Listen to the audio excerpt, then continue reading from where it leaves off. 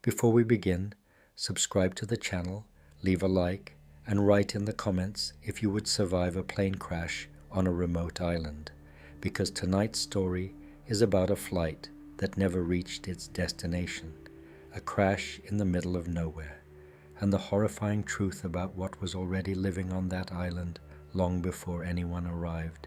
The plane went down just before sunset. No warning, no time to react. One moment there were clouds outside the window and quiet conversations in the cabin, and the next there was screaming, violent shaking, and the sound of metal tearing itself apart in the sky. Ethan remembered the oxygen masks dropping. He remembered grabbing the armrest so hard his fingers hurt. He remembered someone praying out loud behind him, and then everything became noise, fire, and impact. When he opened his eyes, the world had already changed. Smoke filled the air. The front half of the plane was gone. The jungle surrounded what was left of the wreckage like it had always been there, like it had been waiting. Trees snapped and crushed beneath twisted metal. Seats were torn loose. Luggage was scattered everywhere. For a long time, Ethan didn't move. He just lay there in the dirt and broken glass, trying to understand why he was still alive. Then the sound started coming back. Fire crackling, someone groaning nearby, leaves moving in the wind. He forced himself up, every part of his body aching, ears ringing, vision blurred at the edges. Around him, the wreckage burned in pieces, black smoke rising into the orange sky. A few other survivors were moving, not many. A woman trying to crawl out from under a collapsed seat. A man limping through the debris calling for his daughter. Two teenagers sitting on the ground, covered in ash, staring at nothing. It didn't feel real. It felt like a dream that hadn't decided what it wanted to be yet. Ethan found a backpack, half buried under metal, and pulled it free. Water, snacks, a small first aid kit. He didn't remember picking it up, but suddenly it was in his hands. Survival had already started without him noticing. As the sun dropped lower, the island began to reveal itself. Dense jungle in every direction. Tall trees packed so tightly they blocked most of the light. Strange rock formations rising above the canopy in the distance. And beyond the trees, barely visible through gaps in the foliage, the sound of waves. Ocean. They were on an island. No buildings, no signs of rescue. No signal on any phone. The plane had not crashed near anything. It had disappeared into somewhere that didn't exist on maps people used every day. One of the survivors, a man named Lucas, gathered the few who could still stand and said they needed to move away from the wreckage before night. Fire would attract animals, or worse. Nobody argued. They collected what they could, bags, bottles, pieces of cloth, and pushed into the jungle as the last light faded behind them. The forest swallowed the wreck almost immediately. Within minutes, the only proof of the crash was the smoke rising above the trees behind them. The deeper they went, the quieter it became. No birds, no insects, just the sound of their own movement and the distant crash of waves somewhere beyond the trees. It wasn't normal. Even people who had never been in a jungle before could feel it.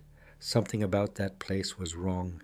They found a small clearing just before full dark and decided to stop there for the night. Lucas said they would build a fire, stay together, and wait for morning before trying to explore or find a way off the island. Ethan helped gather branches, though his hands shook from exhaustion and shock. The fire came together slowly, weak at first, then stronger, as someone found dry material under fallen logs. The light pushed back the darkness just enough to make the circle feel safe. Outside it, the jungle turned completely black. No shapes, no movement, just endless shadow. For a while, nobody spoke. Then the questions started. How many survived? Where they were? When rescue would come? No one had answers. One by one, people sat closer to the fire, pulling their knees in, staring into the flames as if they could find something there that made sense. That was when the first sound came, a crack of a branch somewhere beyond the edge of the clearing. Everyone turned at once. The firelight flickered across tree trunks and leaves, but showed nothing else. Lucas said it was probably animals. The others nodded, because it was the only explanation that didn't make things worse. A few minutes later, it came again. Closer, not random, not wandering. Something moving carefully through the trees, watching them. Ethan felt it before he understood it, that deep instinct that tells you when you are no longer alone. He picked up a burning branch from the fire and held it out toward the darkness. The light pushed a little farther into the trees, and for a brief second he saw something between them, not clearly, just a shape, thin, standing too still. Then it was gone. He told himself it was his imagination. It had to be. The crash, the shock, the darkness playing tricks. But then one of the teenagers whispered that he saw it too. Nobody laughed. Nobody told him he was wrong. The fire burned lower as the night deepened. The sounds around them grew stranger. Soft footsteps, leaves shifting, something moving in a slow circle just beyond the light, never entering it, never fully leaving, just there, waiting. And then, from somewhere deeper in the jungle, came a sound that made every person in that clearing freeze. Not an animal, not wind, a scream, long, human, and cut off too suddenly to be natural. One of the survivors tried to stand and go toward it. Lucas grabbed him and pulled him back down hard. Nobody was leaving the fire, not for anything, not anymore. The night stretched on forever after that. Nobody slept. Every time the fire dropped too low, they fed it more branches, terrified of what would happen if the darkness got any closer. And just before dawn, when the sky began to lighten slightly through the canopy, Ethan looked up and saw something that he would never be able to explain. High above them, on one of the thicker branches overlooking the clearing, something was crouched, watching, its shape almost human, but wrong in the way it held itself, too still, too balanced. And when the first real light of morning touched it, it moved, fast, gone into the trees before anyone else could even follow his gaze. That was the moment they all understood the truth. The crash hadn't been the worst thing that happened to them. It had only brought them to a place where something else was already waiting. Morning did not bring relief. It only made everything clearer.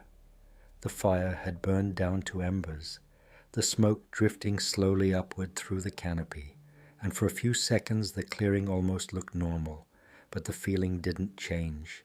The silence was still there, heavy, pressing, watching. Ethan hadn't slept at all. None of them had. Every crack of a branch, every movement in the dark had kept them frozen in place until the first gray light finally broke through the trees. Lucas stood up first, stiff and exhausted, scanning the jungle like he expected something to be standing there in full view now that it was day. It wasn't. The trees looked empty, too empty. No birds, no insects, no sound of life anywhere. Just the ocean somewhere far beyond the green wall of leaves. That alone was wrong enough to make people uneasy. Jungles are never silent, but this one was. They gathered what they had left from the wreck, water bottles, scraps of food, bits of clothing, and Lucas said they needed to find higher ground, maybe a beach, maybe something that could be seen from the air. Staying in that clearing felt like waiting to be found by something that already knew where they were. Nobody argued. They moved. The jungle swallowed them quickly. Thick vines, wet soil, roots twisting across the ground. Every step was slow and loud compared to whatever had been moving around them at night. Ethan kept looking over his shoulder, expecting to see something following. Nothing. Only trees. But the feeling didn't leave. It never left. After what felt like hours, the terrain began to slope downward, and the sound of waves grew louder. Relief started to build. The ocean meant visibility, open space, maybe even wreckage washed ashore. maybe a chance to signal for help. But before they reached the beach, one of the survivors in the back of the group let out a sharp, choked sound. Everyone turned. He was staring at the ground. Ethan stepped closer and saw it immediately. A line of skulls, small ones, animal maybe, or something close, threaded together with rope and hung between two trees at knee height, like a warning or a marker. There were more ahead, hanging, tied, placed deliberately. This wasn't random. This was territory. Someone had been here a long time. Someone who marked the forest in ways that didn't belong to anything modern. Lucas told everyone to keep moving, faster now. The relief of reaching the ocean was replaced by something else. They weren't just lost. They had walked into a place that belonged to something, and whatever that something was, it didn't want them there. They broke through the last line of trees and stepped onto the beach. For a moment, it felt like freedom. Open sky, gray waves crashing against dark sand, wreckage from the plane scattered along the shoreline, pieces of wing, torn seats, luggage cracked open and soaked with seawater. It should have been a good sign, but even there, something felt off. The beach was too empty. No birds, no crabs, no movement except the water. And then Ethan saw it. Farther down the shore, near a cluster of rocks, there were figures, not moving, standing, watching them. At least 3. Maybe more behind the rocks, too far to see clearly, but close enough to know they weren't survivors. They were thin, barely clothed, bodies marked with dark patterns that didn't look like paint. Something else, something older. One of them tilted its head slightly, the same unnatural stillness Ethan had seen in the tree above the clearing. Lucas saw them too. His voice dropped immediately. Back, slowly. Nobody ran. Not yet. They stepped backward toward the tree line, trying not to make sudden movements. The figures on the beach didn't follow. They didn't need to. They just stood there, watching, waiting, like they knew the forest would do the rest. As soon as they crossed back into the trees, the jungle swallowed the beach behind them again. The light disappeared. The air got colder, and that feeling returned stronger than before. They weren't exploring anymore. They were being herded. Noah, no, not Noah this time, another survivor, Daniel, whispered that they should pick a direction and run, just run until they found anything else. But Lucas shook his head. Running blindly in a place like that would only get them separated, and separation meant death. They moved deeper instead, trying to find higher ground, trying to stay together, trying to ignore the growing certainty that something was moving with them, just out of sight. Then it happened. It was so fast it didn't even feel real. The last person in line screamed once, sharp, cut off instantly. Ethan spun around. There was nothing there, no struggle, no body, no movement, just disturbed leaves and a gap where someone had been a second ago. The group froze in pure shock. It took a few seconds for their brains to catch up to what had just happened. A person had been taken, not chased, not dragged screaming through the trees, taken, silently, completely. Lucas shouted for everyone to stay together, but the panic had already broken something inside the group. Breathing got louder, movements faster. Eyes darting everywhere. Ethan felt it too, that rising terror that makes thinking impossible. And then, from somewhere ahead of them, came a sound, a clicking noise, low, repeating, not human, but not animal either. It echoed through the trees in a slow rhythm. One click, pause, another, then more from different directions, answering each other, surrounding them. The jungle that had been silent now felt alive in the worst possible way. Not loud, not chaotic, controlled, like a system waking up. Ethan realized something in that moment that made his blood run cold. They weren't just on the island. They were inside something, inside a territory, inside a place that had rules, and they had already broken them just by surviving the crash. Lucas raised his voice. trying to hold the group together, telling them to keep moving, to ignore the sounds, to stay focused. But it was too late, because now, for the first time in full daylight, Ethan saw one of them clearly, between two trees just ahead, standing in plain sight. Thin, bare skin stretched tight over bones, eyes too dark, mouth slightly open in something that looked like curiosity. Not fear, not anger. Curiosity. It didn't attack. It didn't move closer. It just stood there, watching them like they were something new, something interesting, and then it stepped backward into the trees and disappeared. That was when Ethan understood the worst part. They weren't being hunted yet. They were being studied. No one said it out loud, but everyone felt it at the same time. The moment shifted. The fear changed shape. Before, it had been panic, run, hide, survive. Now it was something colder, slower, like they had already stepped too far into something they didn't understand, and whatever lived on that island had decided not to kill them yet. Lucas forced the group forward, voice tight, controlled, repeating the same thing over and over. Stay together, don't stop, don't split, don't look back. But it was getting harder. The jungle was closing in again, thicker, darker, the ground uneven and wet. Vines caught at their legs, branches scraped their arms. Every few seconds someone would turn, thinking they saw movement just behind them. Nothing was ever there, or at least nothing they could see. The clicking sounds didn't stop. They spread, sometimes far, sometimes close enough to feel like they were right behind your ear. Then silence. Then another click from a different direction.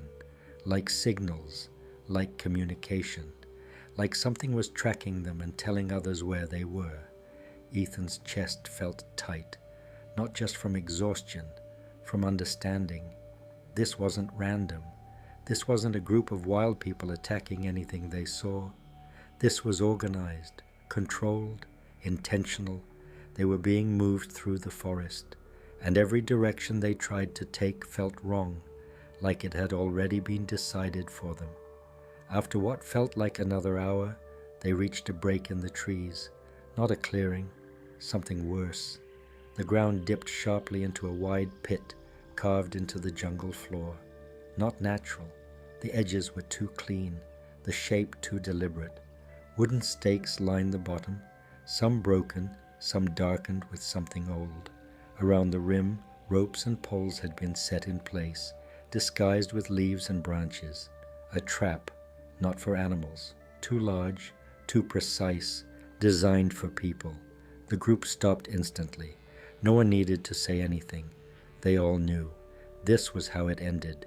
You run, you get tired, you don't see the ground change, you fall.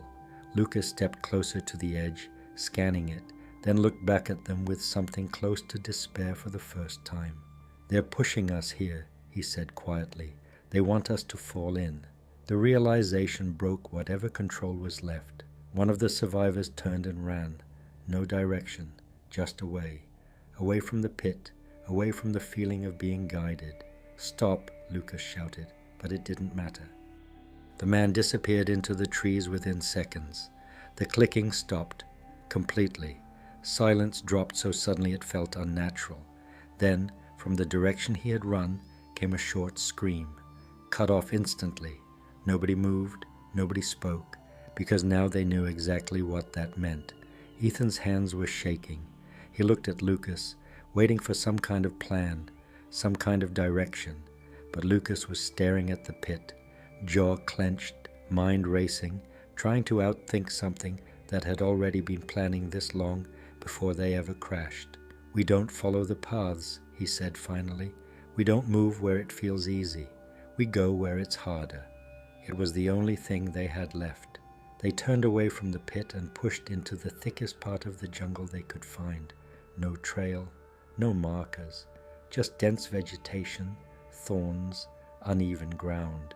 Progress was slow and painful, but it felt different, less controlled, less expected. For a while the clicking didn't return. No movement, no shadows, just the sound of their own breathing and branches breaking underfoot. It almost felt like they had slipped out of whatever pattern had been closing around them. Almost. Then Ethan noticed something.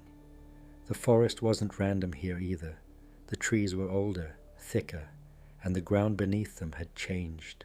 Harder, less plant life, less decay. And ahead, through the dense growth, he saw something that didn't belong in a place like that. Stone, large, weathered, rising out of the jungle like it had been there longer than the forest itself. They pushed closer. It wasn't just stone. It was structure, massive carved shapes, half buried, covered in roots and moss, symbols etched deep into the surface, worn but still visible. Not random markings, patterns, faces, figures twisted into forms that didn't feel human. The group stopped again.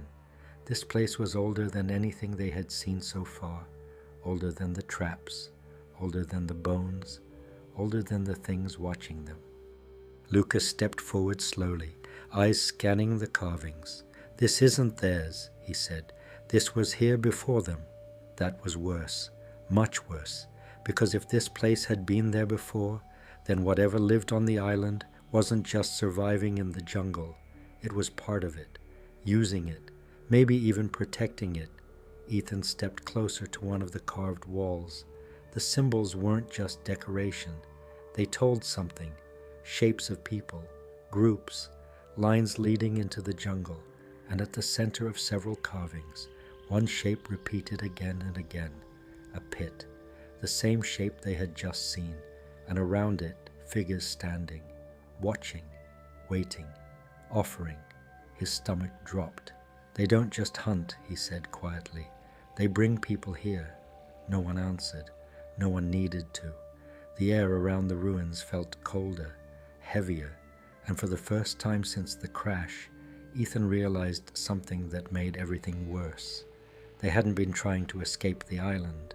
The island had been leading them somewhere specific from the moment they survived, and they had just arrived.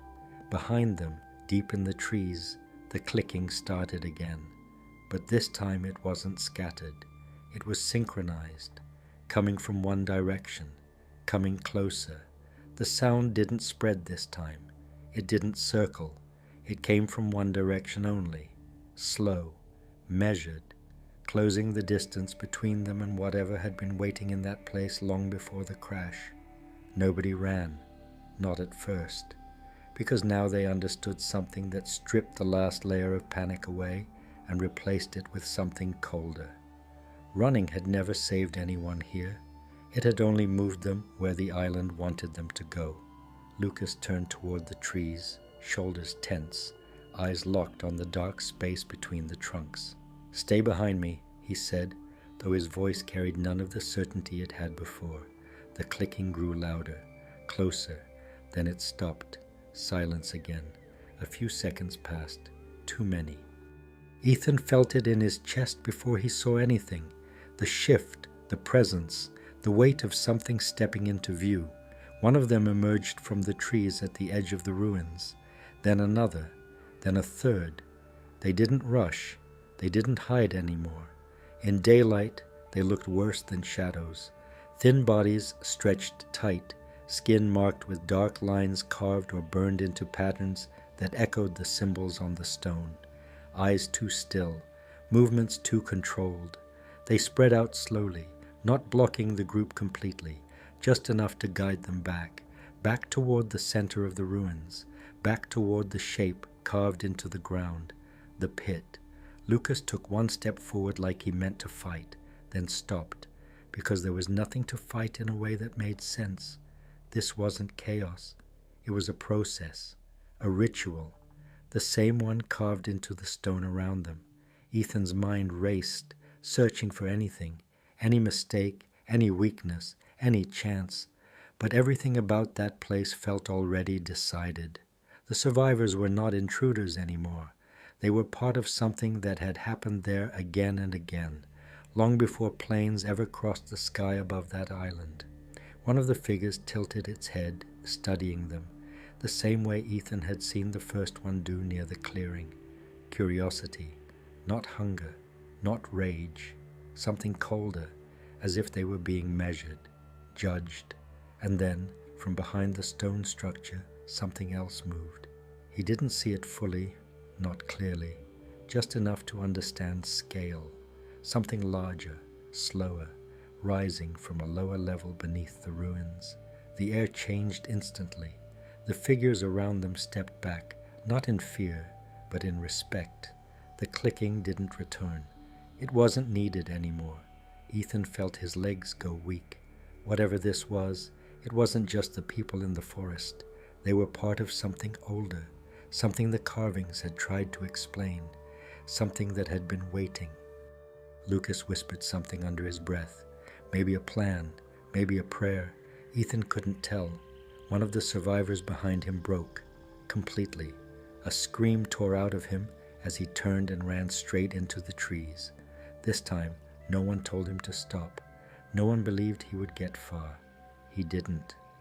The forest answered instantly.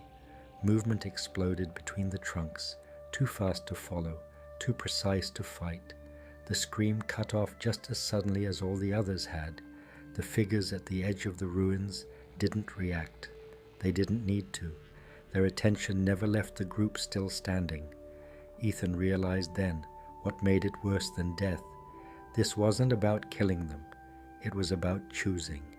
The survivors were pushed, slowly, carefully toward the center, toward the pit, the same pit from the carvings.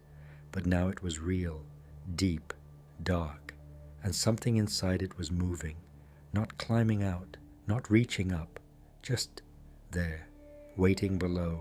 The figures stopped a few steps back, leaving a clear space between the survivors and the edge, an offering.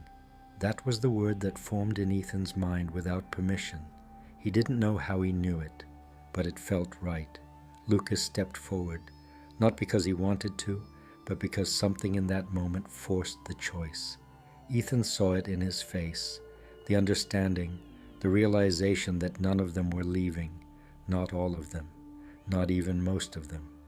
Lucas looked back once, at Ethan, at the others, and then he moved, fast, not toward the pit, away from it. He grabbed Ethan by the shoulder and shoved him hard toward a gap between two of the figures at the edge. "Run!" he shouted, louder than anything before. Everything broke at once. Chaos, movement, screams.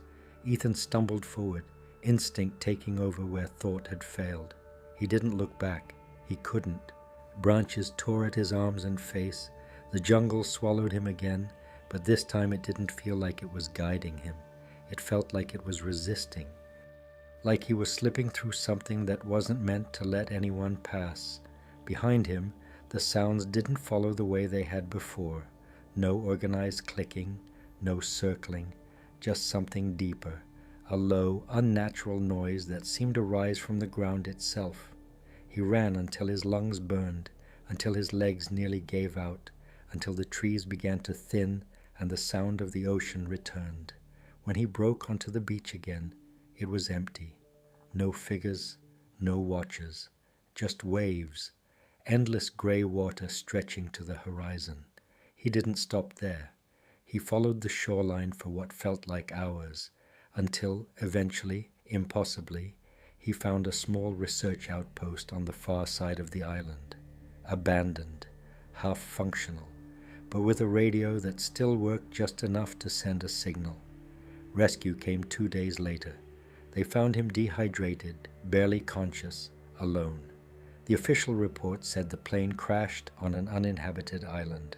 They found no other survivors, no evidence of organized habitation, no structures matching Ethan's description, no ruins, no pit, no signs of anything beyond natural terrain and scattered wreckage. The island, according to them, was empty. Ethan never argued, not publicly, because there was no way to explain what couldn't be proven, no way to describe something that had chosen who left and who didn't. But sometimes, late at night, when everything is quiet, he still hears it, not loud, not close, just enough to remember. A single click, then another, somewhere far away, like something is still there, still waiting. And if another plane ever goes down over that part of the ocean, if more people survive and step into that jungle thinking the worst is already behind them, then the story won't end any differently, because the crash was never the beginning. It was only how the island finds new people to choose from,